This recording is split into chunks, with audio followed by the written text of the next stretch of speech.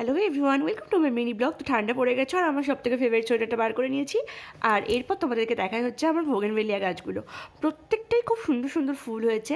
তো যে দুটো এক্সট্রা আনা হয়েছিল কী কালার জানা যাচ্ছিল না, দুটোতেই পিঙ্ক কালার দেখা গেছে। আর তারপর ছাদে একটু ঘুরতে ঘুরতে দেখছি রাস্তায় আজকে প্রচুর লোক। আর তারপরে চোখ পড়লো হচ্ছে দূরে কুয়াশার দিকে।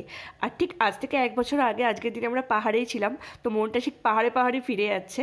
তো ভীষণ ভালো লাগছিলো দেখতে। আর এই যে ঘাটের ধার দেখো, মানে ঘাটের ধারা আজকে পুরো জমজম করছে লোক, কারণ প্রচুর পরিমাণে ভিড়। এই দেখো বলতে বলতে ব্যাটপাটি বাজতে যাচ্ছে।